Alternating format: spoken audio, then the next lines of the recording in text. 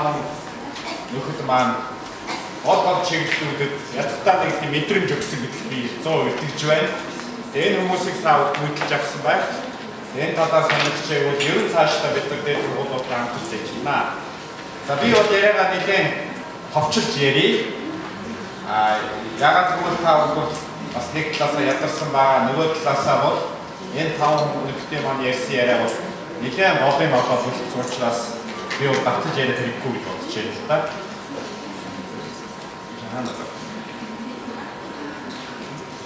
За ягаад нээлттэй их үүсвэр гэдгийг ой шинжлэх ухааны хэрэглэлгүйгээр арай өөрөөр тайлбарлая.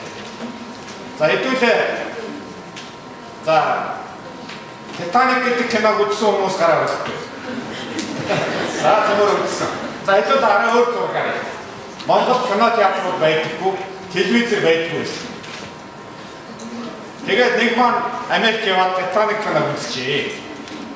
Тэгээд бид нар тэгээд яаж харуулах вэ гэвэл нэг иймэрхүү байдлаар харуулж байна.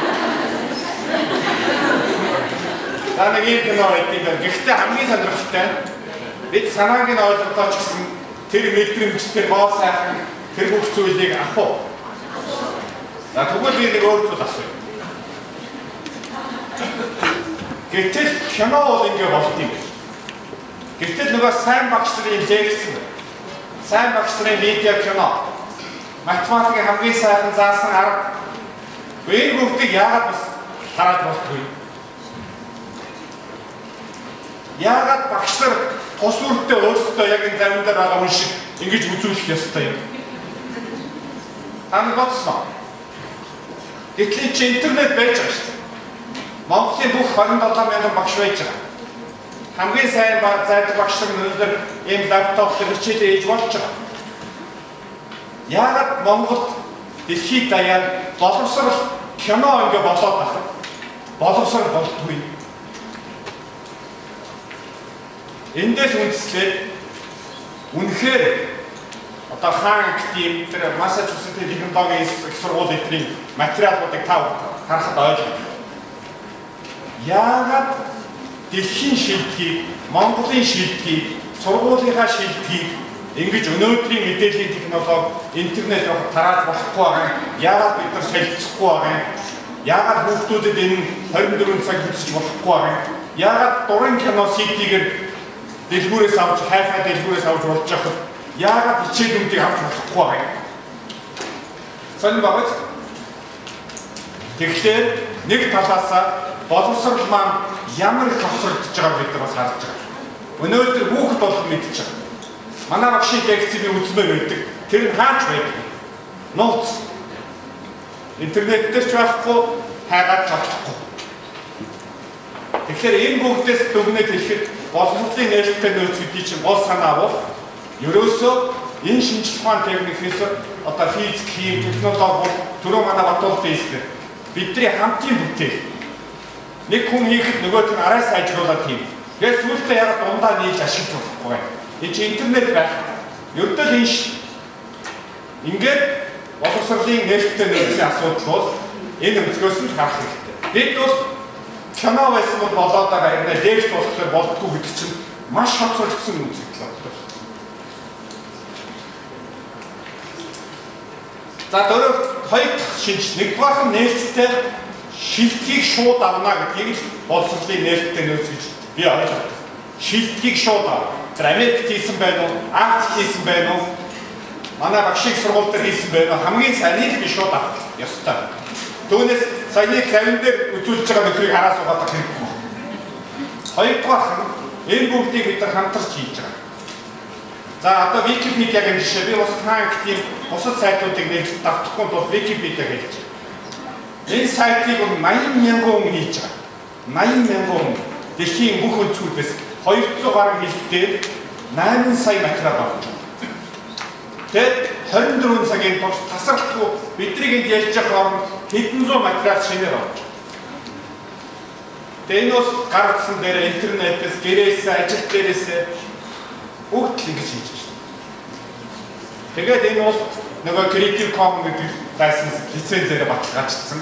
Өөрөөр хэлбэл маргаангүй оруулсан миний энийг өөрчилж болно, чөлөөт ашиглаж болно гэдгээ зарим зүйлийг өөрчилж болохгүй гэдгээ сайхан заасан байгаа. Тэгээд хийж шин. Тэгэхэд яагаад Монголын 20 мянган багш нар хийж болохгүй вэ? Яагаад оюутнууд нийлээд оюутныхаа зүйлийг хийж болохгүй вэ? Дэлхийд даяар 80 мянган хүн хэдэн 10 сайт хийж шин. За тэр Wiki Educator гэх сайт байна. Энэ бол дандаа боловсролын талаар яг Википедиагийн нэг хэсэг сургууль боловсролтой холбоотой зүйлийг хийдэг. Wiktionary гэх энэ бол хэл одоо монгол хэлний тайлбарчийн асуудал яригдж байна. Энийг яагаад бид хийж болохгүй вэ? Товчоор хэлбэл бид бол үнэхээр өөрсдөөс авцагдсан байна. Гар утсаа интернетээ бүх юм хэрэглэдэг мөртлөө хамгийн чухал юмтай хэрэглэдэггүй. Facebook-аар өдөр болгон Монголын 230 мянган залуучууд хоорондоо харьцдаг мөртлөө хичээлээр өнгөө. Facebook дээр бүх хүүхэд байдаг, багш нар байдаггүй. Гэх мэтлэн. За эндээс бол асуулт бол Монголын боловсрол тэгээд гадагшаага нээлттэй юм уу? Одоо түрүүний хэлдгээр дэлхийн намтай ажиллагаанд оролцож байгаа юм. Дэлхийгээс материал авч байгаа юм. За тэгвэл дотгошоогоо нээлттэй юм уу? Сургуулиуд хоорондоо юмаа солилцдог юм уу? Багш нар оюутнуудтай юмаа хуваалцдаг юм уу? Таавал бол энэ зааж болж байгаа багш нар байна. Ирээдүйн. Бас ингээд болон цаашаа хараад ганцаараа яах вэ? Энэ асуултууд бол дэлхийн бүх багш нар эрдэмтдийн санааг зовоож байгаа учраас энэ тухай бид нар ярьж байгаамаа. Энэ чиглэлд 21-р зууны үеийн боловсрол өөрчлөгдөх нэ гэдгийг ярьж байгаа. За ингээд асуулт бол Монголын хаактив яагаад байж болохгүй? Хаактив дээр 4000 видео шиг байна. Математик, физик, хими гэх. Англи хэл дээр одоо араб хэл дээр гарч байна. Хүүхдүүд дуртай YouTube дээр ороод үзэж байна. YouTube дээр байна. Шил фикорын жаармыг яаж болохгүй гэж жижиг хийж байна. Яагаад монгол хүүхдүүдэд байх болохгүй? Яагаад манай хамгийн сайн багш нар энийг хийж болохгүй? Энэ асуулт. За Монголын бүх аюулгүй интернет ашигладаг уу? Мэдээж гэртээ бол ашигладаг. Өдөр яагаад хичээлд ашигладаг? За Википедиа монгол хэл дээр байж болох уу? Мэдээж болох. Тэгээ яагаад хийхгүй вэ? Гэх мэтлэн асуултуудыг бид өөрсдөөсөө асуух хэрэгтэй.